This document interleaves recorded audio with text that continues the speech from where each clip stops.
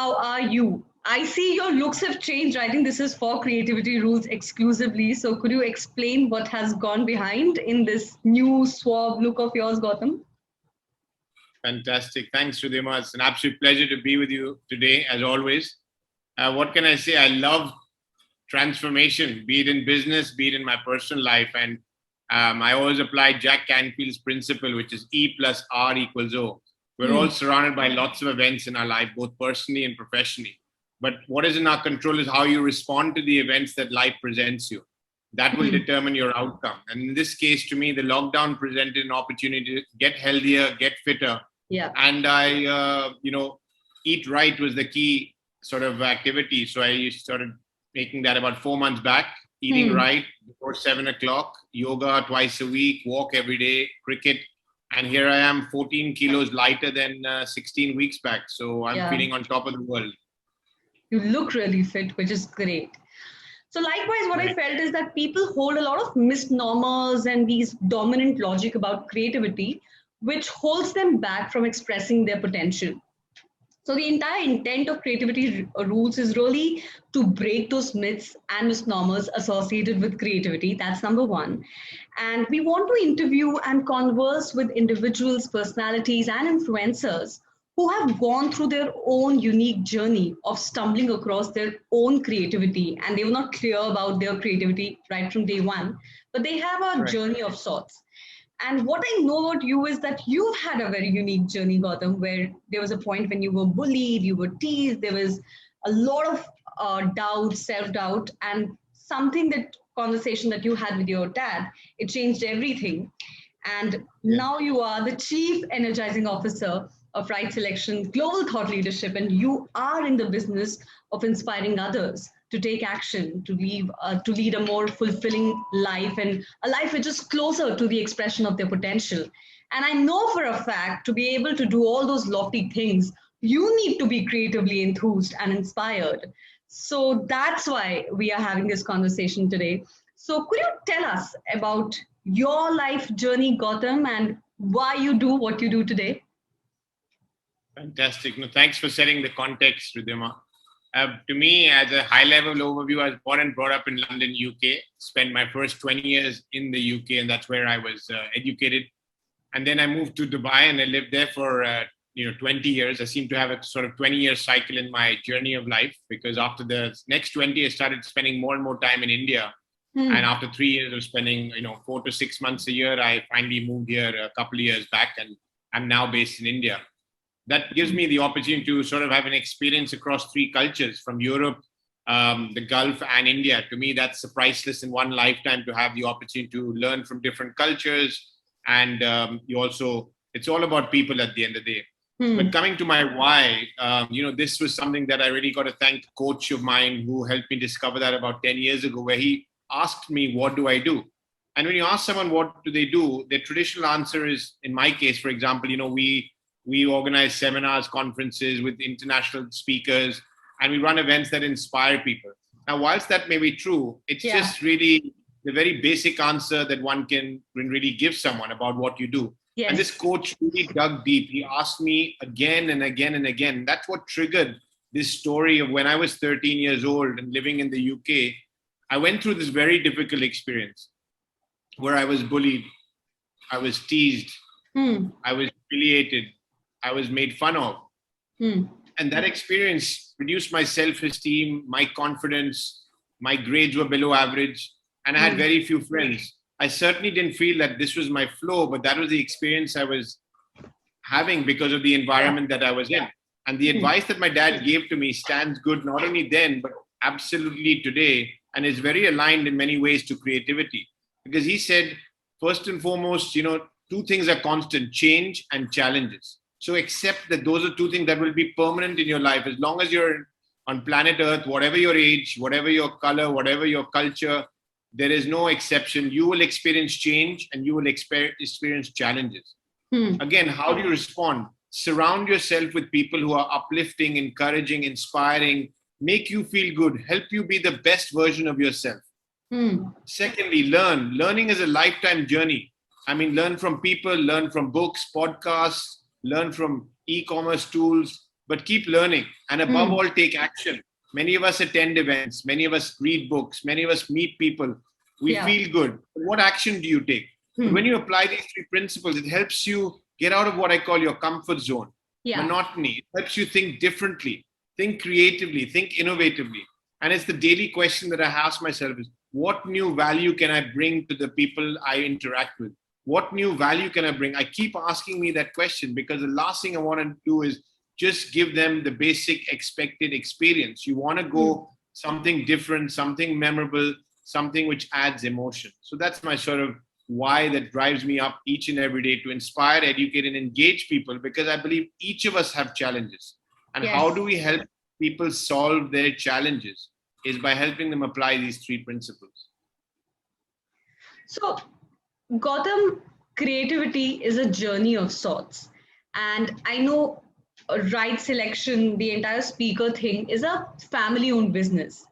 At what point did you get this clarity that this is what I want to do? Because I'm sure there must have been some triggers, some moments that led you to make this decision that this is what I want to do for life. So, how did that journey begin? How did it unravel? How did you arrive at that choice that this is what I want to do? That's a great question. It takes me back to when I joined my dad in the family business in October 93. And he said to me, look, I suggest you spend 6 months with me in this business. And if you enjoy it and you're happy and it excites you each and every day, then you can look at it long term. But look at it as a sort of internship in your own family business. And that was the role I took, a beginner's mindset, have a mindset of exploring, learning, and being open to the possibility that this could be a long-term career. And what I loved about this business, I know business is, a commercial experience, but to me, what is most important for a sustainable business to thrive is absolutely being in love with what you do. And in those 6 months that I started this journey, the people we met were so inspiring. They were interesting. They were what I call like-minded and like-hearted people who have a passion for helping others. And you saw commonality. These are people who love to learn. These are people who are helpful, people who have an abundance mindset, people who are inspiring. And I just said, I just love this business because of the people that it attracts to this kind of experience. And that was my sort of first stepping stone into this decision of saying, this is a lifetime journey for me. Gautam, another fascinating aspect about you is that you meet with some of the greatest, biggest thinkers and philosophers on the planet, be it Jack Canfield, be it Robin Sharma, be it Brian Tracy. I mean, they are renowned experts and luminaries of their fields. Has your conversations with these personalities also led you to have some insights about creativity in general and about your own creativity? Has their company impacted you in any way? It's a great question. And I think, as I know that everyone's different, and be it a Marshall Goldsmith, Ron Kaufman, Robin Sharma, all these great authors, speakers who I've had the pleasure of spending time with personally and professionally over the years, is you're constantly listening to them attentively, because the way they respond to the situation is itself a learning experience. So from a creative point of view, I would say we could have experienced the same challenges. The simple example is, let's say when you travel with them on a flight, you could have changes that happen in your schedule. It could be changes in meetings. It could be adjustments that happen. And each of them respond in their own unique manner. So I was given a great opportunity to just observe, watch, be aware, and be mindful. And to some extent, I'm really abundantly grateful for that, because it helps me become the best version of all of them. Because I feel each of those are different skill sets in communicating creatively, effectively, depending on the situation. So to me, those are the sort of experience that I can observe from these different personalities that we spoke about. Yeah. So Gautam, what is your own definition or rendition of creativity? Creativity.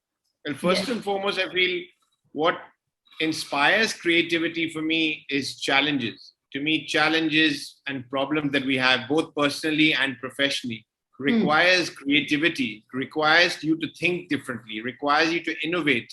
Because it's when you think, out of the box or expand your comfort zone, whatever words you resonate with.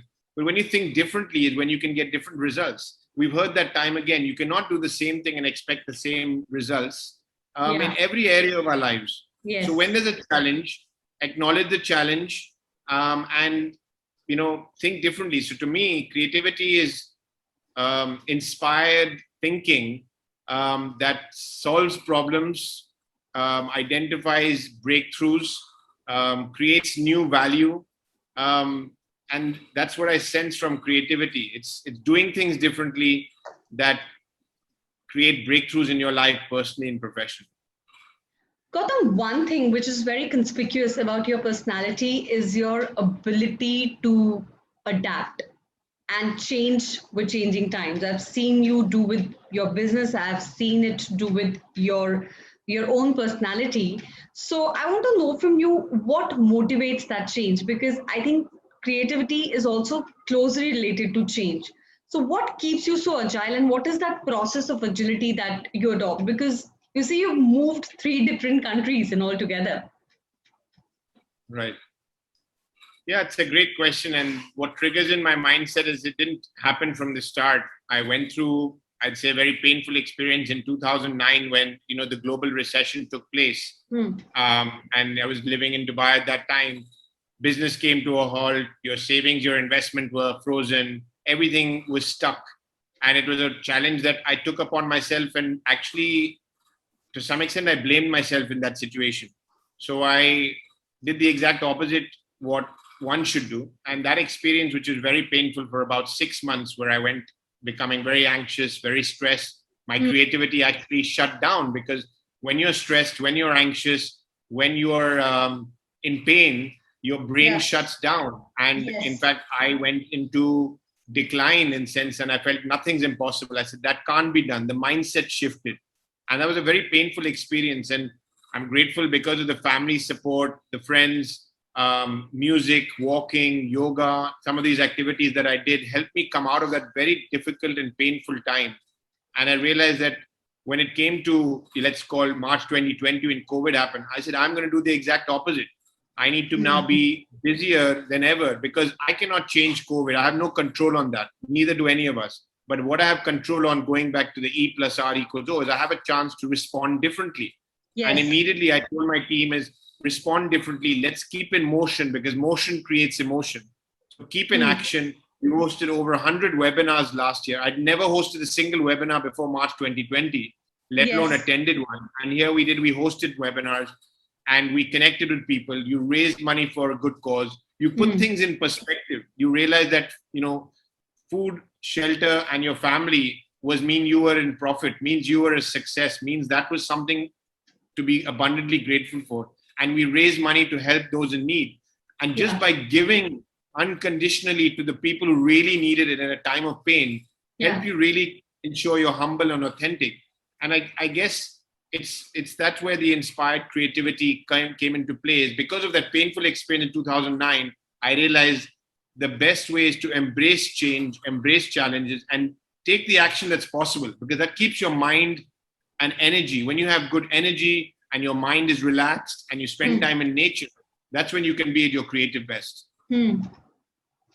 So, Gautam, extrapolating this question to people at large, the things that I hear from people is people who are working in their corporate jobs, they often tell me, entrepreneurs or freelancers can afford to be creative because our job profile is already well defined. The SLAs are made, the SOPs are well outlined. I cannot be creative because I'm in a job role. And at times I speak to entrepreneurs, though by and large they are supposed to be creative, and that's the assumption you make. They often say, well, creativity takes a backseat when you have to make profits and hit the bottom line running. So I see there are 2 different cadres of people altogether. One are those job people, the corporate professionals who say we can't afford to be creative because job is defined. And then there are entrepreneurs who are saying that there's a pressure to hit the bottom line target. So what's your take on it? That is creativity localized to certain professionals only? Is it like only people with a certain degree of epiphany can be creative, or how can people in general harness their creativity? Well, I'll definitely acknowledge and appreciate when you're running your own business and an entrepreneur, you have a lot more freedom. There's no question. You're able to take your own risks. You're able to take decisions promptly. So there is the opportunity to be more creative in that sense, but that doesn't diminish the opportunity as a professional to be creative. And what I would say in many ways is that it all starts in your personal life. How do you spend time if you have children? How do you spend time to be childlike, as we say, with them? Do you spend time doing coloring? I mean, you look at mind mapping as one of the greatest tools.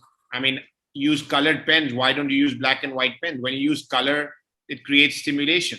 So to me, what are you doing in your personal life? Let's get to the grassroots. What are you doing in your personal life that brings out that childlike personality within yourself? So at least when the opportunity arises in your corporate world, at least if not complete freedom to be creative and innovative, you have a chance to at least be in the right state of mind to be able to even do that. So, what's in your control is your personal life. So how about you start by being more creative in your personal life? So then that brings that into your personality to apply as and when needed, perhaps in your professional corporate space. Okay. So that's where we begin with. So how can these corporate professionals who are somehow becoming numbed by the assumption that they can't be creative, what are those small actions that they can start taking at workplace to at least understand the might or the effect of creativity? Well, I could say mind mapping is one tool. When you take notes and you have a strategy meeting at work, I can guarantee everyone in the meeting is taking notes or writing things on a flip chart or a board as they would traditionally do. You bring your colored pens into your meeting, have a blank sheet of paper and make a mind map and share it. I was on an event last week where we had Shaheen Butt and we had NHRD. On that event, at the end of the session, the lady put up a mind map of summarizing the entire hour, and it was just everyone wanted a copy of that mind map. Now she stood out differently in front of 300 corporate HR professionals and shared a mind map on the Zoom, and immediately everyone wanted a copy. Did she not step out of her comfort zone? She stepped out, showed a visual. Her LinkedIn post went viral. There's a classic example of note-taking is an opportunity to use mind mapping and have branches and images and colors into your board meetings. Why not start there? Absolutely. So, they often say that a creative adult is someone, is a child who actually has survived. So I think keeping that childlike curiosity awakened and very much there forms a very promising role. Gautam, it is said that in creativity, there encompasses certain experiments, trial and errors, and certain times those experiments and those attempts can go awry and not unfold the way you expected. And from your UK days, when you were bullied or whatever, you went through that crucible of an experience, to today, when you come as this very graceful, gracious host, rubbing shoulder with some of the greatest thought leaders, were there moments which were a little awkward, which can be labeled as goof ups? And do you have any memories that you'd like to share where things didn't turn out the way they did, but they rendered a great lesson for you? I think no specific example comes to mind, but what I will say is they come up. I mean, problems, challenges, embarrassment, situations, they are constantly there. But I guess that learning experience, I embrace it. I mean, things go wrong, things happen. You accept what you can't change. So I guess it's my whole mindset, my attitude, my persona from experiences. When you have painful experiences, that's your deepest learning. And that helps you become a better person, more resilient, more comfortable with being vulnerable. So I guess the personality I am today has come from those experiences, that when things happen in life, as they always do, both personally and professionally, then my response is to accept them and take the necessary action as best as possible. So I guess to some extent, that's really how I respond. And what were the skills that you had to acquire, Gautam, to reach this stage of your life? I'm sure it was not there right from the beginning. So did you undergo your own gestation period where you worked hard, you had to get certain skills right? Because, oh boy, I must tell you guys, Gautam is like a master networker. I often tell him that you look into the eyes of the person and the networking begins right then and there. And I'm sure it's not like he was gifted with it. I am sure he's built it over time. But networking is one example. And he's literally convinced someone to exchange the aisle seat with a middle seat. So I've seen his convincing power and prowess in action. So I really want to know from you, Gautam, how does this journey of acquiring a skill looked for you, and what were certain practices that you did consistently well to reach that point? Well, many aspects to answer that, but I'd say, one thing is listening skills is something that wasn't a strength of mine. So that's something I've always, and I continue to work on, because being a good listener is where you build rapport. The myth that people had is that, the greatest businessmen or business development individuals are ones who can talk, but actually it's ones who can ask great questions, which comes from, I guess, the coaching experience. So asking great questions, listening attentively helps you build rapport, helps you build trust. So that's one certainly key skill that is work in progress and certainly Yes. has evolved. The other one, I guess, is including things like yoga, meditation, in my daily life, because I love nature. And when you spend time walking or yoga, it helps you stay grounded, humble, authentic. It slows your breath down, even just breath work. We take our breath for granted, that we just breathe without even knowing it. But when you breathe with awareness, even 5-10 minutes a day. So I have that ritual in the morning every day for an hour where I'm reading.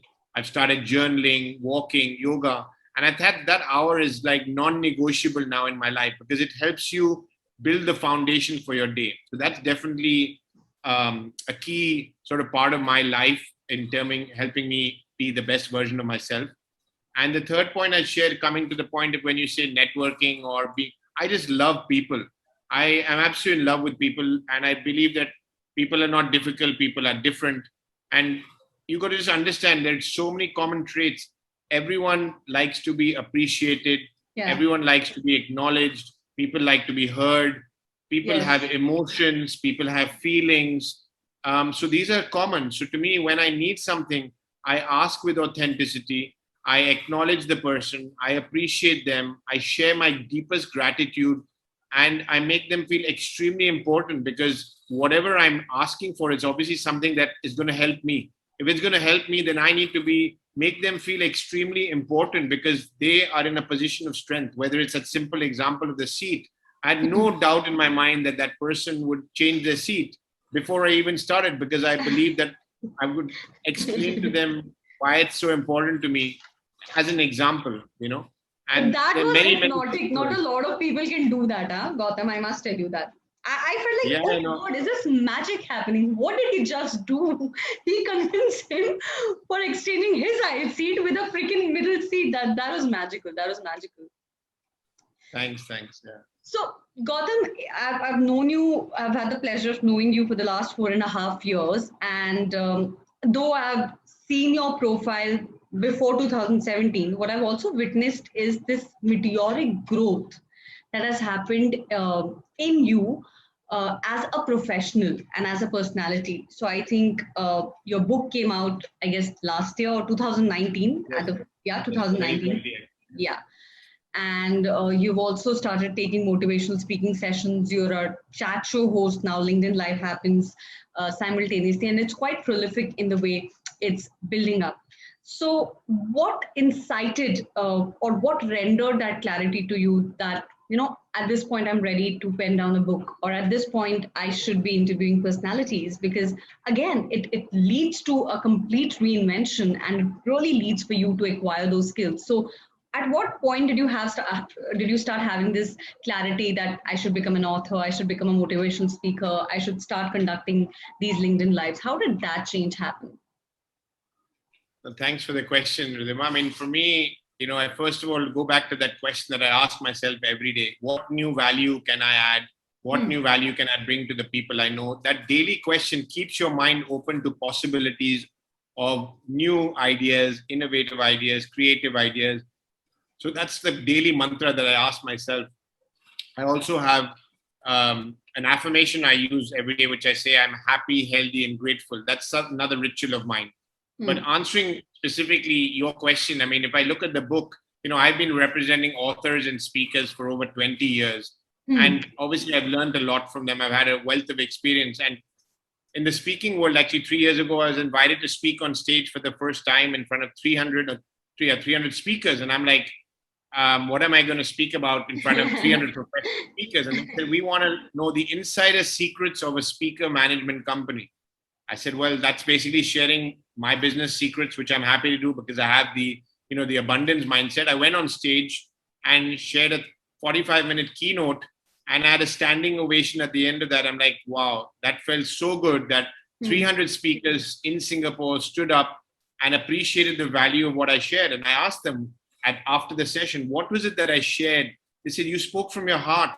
You held nothing back. You shared everything of your experiences, the trials, the tribulations. So that authentic sharing, the vulnerability, and the genuineness of your personality just made us attentive to every word that you shared. It just was a natural instinct to stand up and applaud you. And we can't believe this has been your first time speaking. So that really gave me a lot of encouragement. And the similar experience happened in India when I moved here 2 years ago. I was invited to go out for a speakers retreat. And this time they said, what's your secret? You've never had a sales team member. You've never had these business development team members. Yeah. And I said, well, it's all about breaking bread.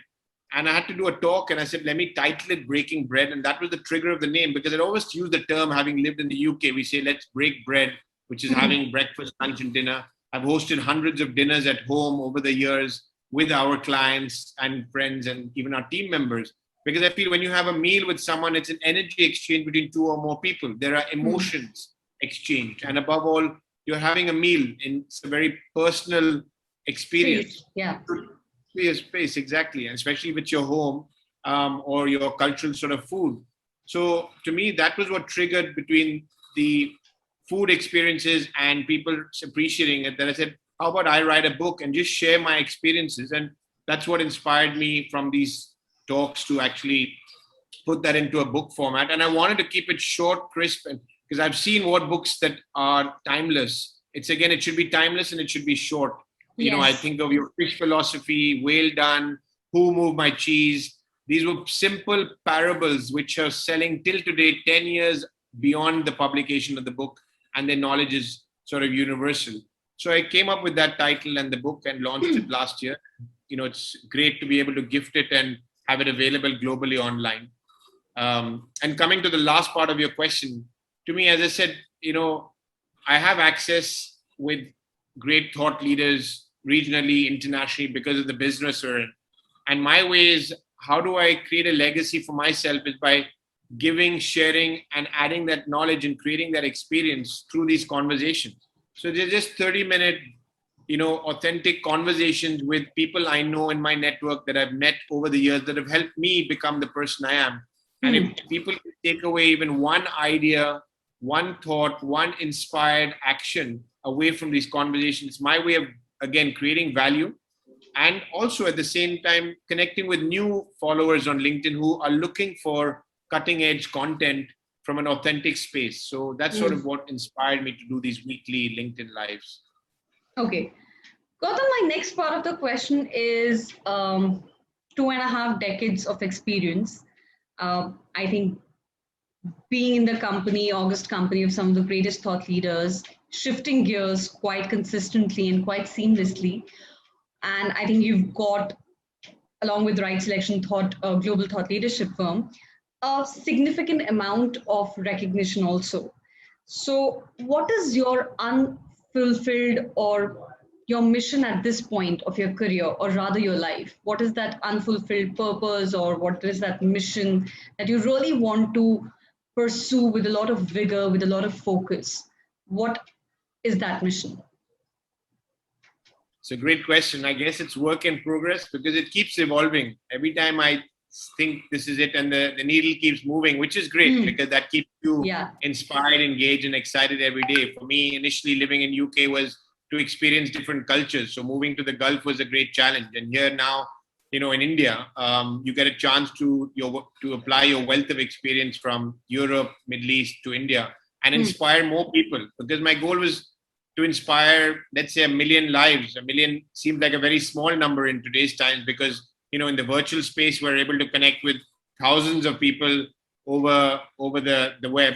So to me, is to inspire a certain amount of lives, help people transform, and just make sure that I'm adding value in every communication that I make, whether it's an email, whether it's speaking on stage, whether it's a LinkedIn Live. Every time I communicate with my presence, I want to make sure it's adding value, making a difference, and helping people, because I just absolutely passionate about helping people. And I guess that comes back to that story. Because of that painful experience, it was a reality check that every one of us has a pain, has a challenge, Yes. whatever it may be, financial, relationship, physical, it may be anything. So whatever that challenge is, that if we can be in sort of instrumental in helping you solve that challenge, then to me, that's living on my mission. But I'm sure over time I'll get even more clarity on maybe something that I could do and sort of look forward to at an even bigger level. And I must also acknowledge your dad, Ram Sir Gautam. And I was having a chat with him the other day. Every morning at 8:55 a.m., I'll get an affirmation from him.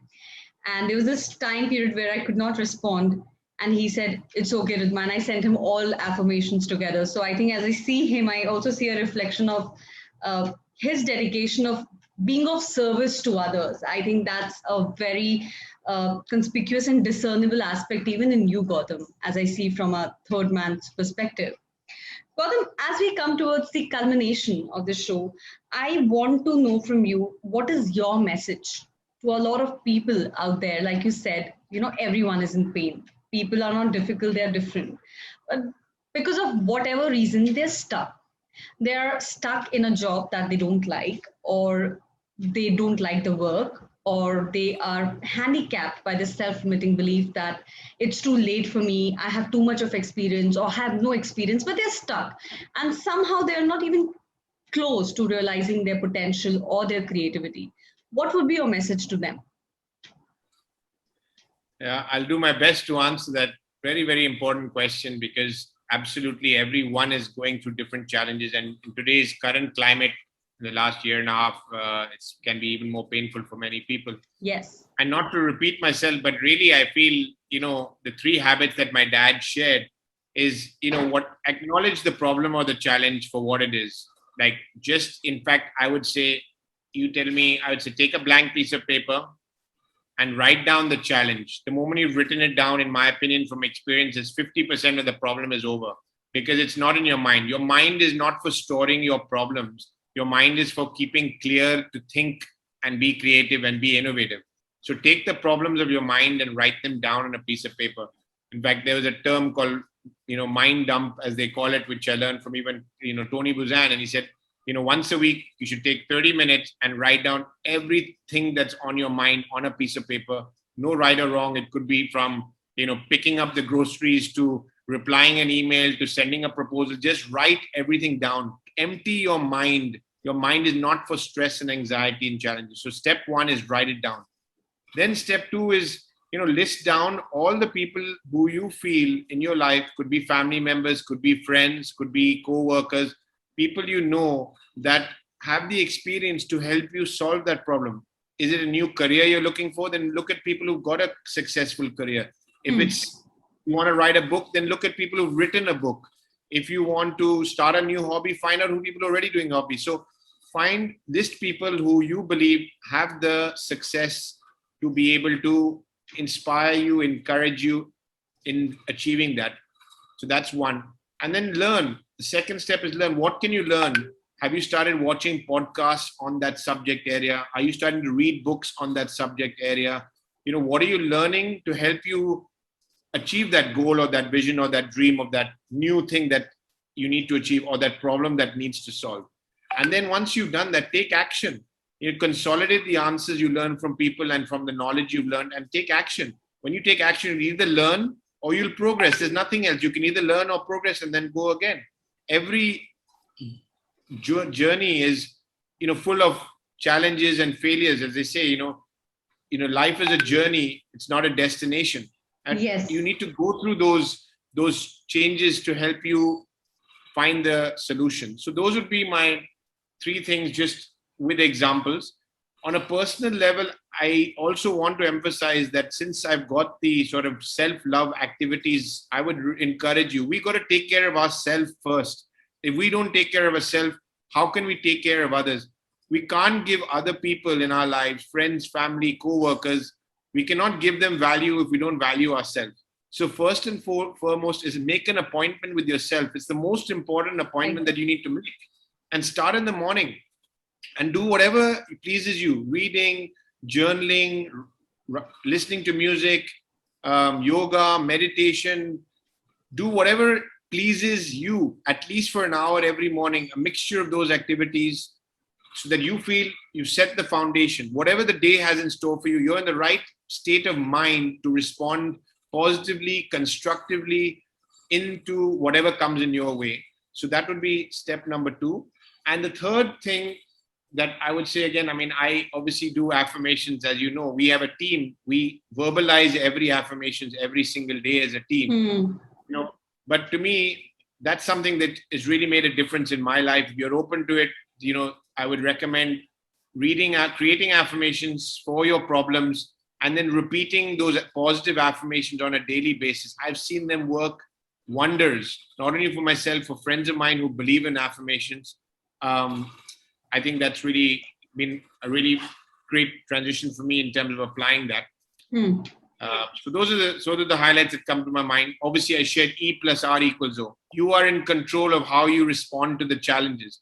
We will constantly have events, birthdays, anniversaries, people passing away, losing your business, losing your favorite staff member. You will constantly have so many things that go on in your life. Accept what you cannot change and choose how you respond to those changes, because that will determine the outcome that you experience in your life. Yeah. So I think, Gautam, there's like a wealth of insights that we are taking away from your experience and exposure, starting with the fact that surround yourself with the right set of people, continuous action, and continuous learning. And you also mentioned that a lot of people attend a lot of podcasts, watch a lot of learning stuff, but if they don't act on it, it's like an information which is stored in your brain, nothing more than that. So I like that part. I like the last part of the conversation, and especially the technique of writing your problem because it renders a lot of clarity. And it's actually very scientific. You write the problem, you list the people who can help you and enable you and take action. I mean, no faff, it's that simple. I like the anecdotes that you shared, which led you for that clarity, like when breaking bread happened, when speaking happened. I was not aware of these anecdotes. I could see the external manifestation, but I didn't know those anecdotes. And I think, personally speaking, whatever I've seen of you in the last 4.5 years, what I really, really emulate from you is your ability to maintain grace under pressure, Gautam. I've seen you in some of the most how do I say, some of the most pressure cooker situations, and you'd be smiling or you'd be speaking to your team or you'd be telling them what needs to be done, and your ability to take it with a pinch of salt. And I've seen you, even when you receive the barrage of compliments, you smile. So there is no, external manifestation of excitement. You just smile and you're happy. And I think at times under stress also, I see you giving the same kind of expression. So your equanimity is something that I would love to emulate. And you are very consistent in terms of deciphering your lessons from different thought leaders. I remember we had an in-depth conversation as to what is it that you keep on learning from different thought leaders, and you're not someone who is insecure about sharing those nuggets. So I think you really are someone who, for whom I can say, when knowledge leaves your hand, wisdom enters. So you keep on sharing that knowledge in a very undeterred way. And even being an entrepreneur, I've seen you do some of the most basic work. And when we were in Bangalore for Marshall event, you were like, Ridhima, an entrepreneur needs to be on the move, and even if it means for me to clean table, I'll do it if it makes my work better. So I think that humility is something very contagious, and I would love to emulate it from you. So thank you so much for making time for this conversation, Gautam. I loved every aspect of it. Thank you so much, Ridhima, for that wonderful summation. It was heartfelt, and really thank you so much. Yes, I loved it, and I look forward to collaborating with you even more and more. And for all those who will be watching this on my page, I'd highly recommend for you to follow Gautam on Gautam Ganglani on LinkedIn. I'll be sharing his credentials when we put it on LinkedIn. I think if you want cutting edge, latest trend related content in different aspects of leadership and personal growth, I'd highly recommend for you all to follow his page. With this, thank you so much, Gautam. I'm going to Thank you so much.